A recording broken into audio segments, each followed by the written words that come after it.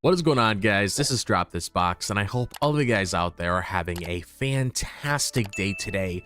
And today I wanted to end off the week by talking about Final Fantasy VII Rebirth, because last week I talked about Final Fantasy VII Remake, and I had a lot of fun when I was doing that video because I just love Final Fantasy VII so much. You guys probably know that already because I put so many videos out on Final Fantasy VII already on the channel. So within this video itself, the reason why I want to talk about Rebirth is mainly because I want to give my overall thoughts on the game, just talk about everything that I loved about the game that makes it a perfect sequel to Final Fantasy VII Remake. So I want to jump into this because I'm just super excited to talk about Rebirth right away. So let's do exactly just that. So when I think about what makes a great sequel, one of the first things that comes to mind is the way it expands the world I loved in the original. Final Fantasy VII Rebirth did this beautifully. We got to explore areas that were just glimpses or ideas in the first game, and seeing these locations brought to life was a dream come true. Like the developers really understood how much the fans wanted to dive deeper into this world. Every new location came with its own rich detail, making it feel alive and connected to the story we've been invested in for decades. Another thing I appreciated was how the game didn't just expand geographically, but also enriched the lore. Rebirth took the time to delve deeper into the history of Gaia, Shinra, and even characters like Sephiroth and Zack. Like every piece of the world had more weight this time around. Like they weren't just telling a story, but building a universe. That level of care really stood out to me. The expanded side quests also helped flesh out the world. And the original side quests were fun, but sometimes felt like distractions. Here they were meaningful, whether it was helping townspeople rebuild or uncovering more about the ancient history. Every side quest seemed to serve a purpose. It made the world feel interconnected, like every little action had an impact. And let's not forget the sheer scope of the environments, from lush forests to sprawling deserts and even the bustling new towns. The game felt massive. I found myself constantly stopping to admire the scenery or explore every nook and cranny. It was a kind of immersion that made me feel like I was part of this incredible world, and that's exactly what I wanted from this sequel. The combat system in Rebirth was another idea where the game absolutely nailed it for me. Remake introduced a fresh blend of real-time action and strategic command-based mechanics, but Rebirth took it to another level. The battles felt even smoother and more dynamic, with the new additions gave me so many more options to play with. Whether it was chaining combos, experimenting with new materia, or switching between characters, every fight felt like its own unique puzzle. I also loved how much more involved the characters felt like during combat.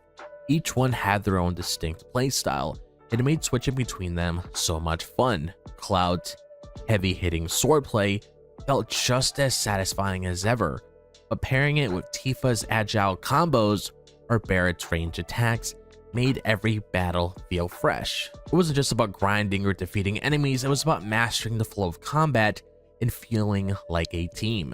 Speaking of team dynamics, the synergy moves they introduced were a game changer. Being able to unleash these cinematic combos with my party members not only looked amazing, but also added an extra layer of strategy. I found myself planning battles around these moves, and when I pulled them off, it was pure satisfaction.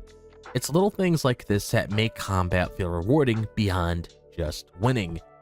And the enemies and bosses were better than ever. Each encounter felt thoughtfully designed, with unique mechanics that kept me on my toes. The variety was impressive too. One moment I was fighting a massive machine, and the next I was up against a magic-wielding foe that required a completely different strategy. Made combat exciting and kept me invested from start to finish. If there's one thing I admire about Final Fantasy VII Rebirth, it's how bold it was with its story. It didn't just retell the original, it built on it in ways I didn't expect. The game took risks by weaving new elements into the narrative. And while some of them surprised me, they felt like natural extensions of the story. It was as if they were saying, we respect the original, but we're also here to tell something new. One of the most exciting parts of Rebirth was how it developed the characters further. Cloud, Tifa, Barrett, and Aerith all had moments that felt more personal and layered. I loved seeing the relationship evolve in ways that felt real and emotional. Those moments were just as impactful, adding a new dimension to the story we thought we knew. The story also left me with plenty of questions, and I mean that in the best way possible. The twists and turns kept me on edge, and even though some things were left unresolved, it didn't feel frustrating.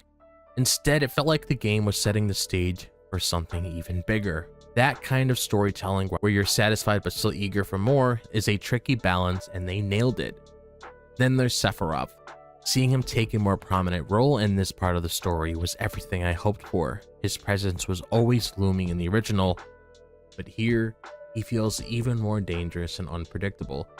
Every time he appeared, I couldn't look away. It's rare for a villain to command that kind of attention.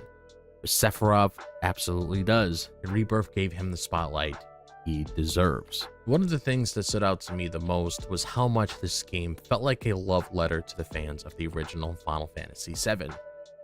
There were so many moments where I felt like the developers were speaking directly to us. Whether it was a subtle nod to the original game or a fully reimagined scene that brought back waves of nostalgia. It was clear that Rebirth was made with love and respect for the fans. What really hit home for me were the smaller details.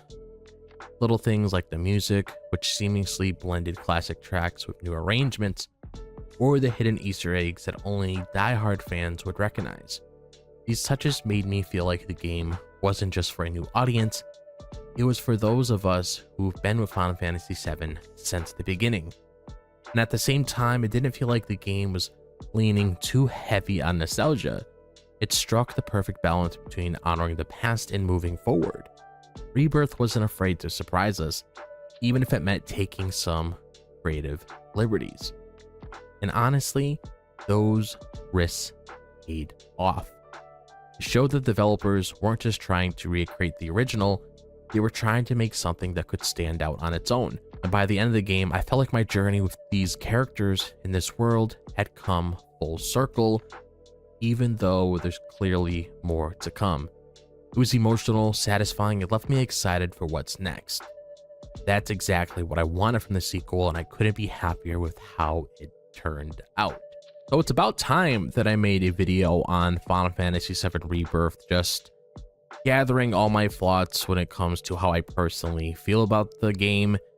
And as you guys can clearly tell, as I was talking throughout this video, I love Final Fantasy VII Rebirth. It was probably one of my favorite games to play in 2024. I mean, it was definitely my most anticipated game. Knowing that Rebirth was around the corner around the time, obviously I was going to get super excited to get into that.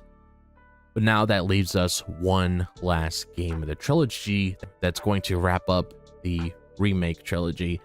So I am very excited to see exactly where that's going to be leading to.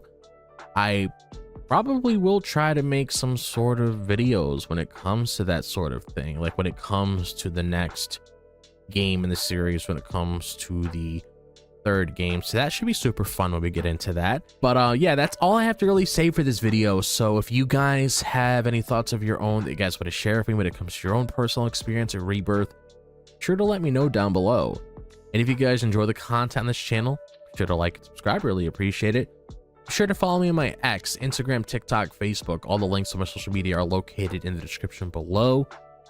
Be sure to click on that bell for notifications. You guys are notified whenever I drop a video on the channel. But other than that, I hope all the guys are having a fantastic day, wherever the day may be. If it's the daytime, the nighttime, or the evening. And I'll see you guys in the next video. As always, peace out.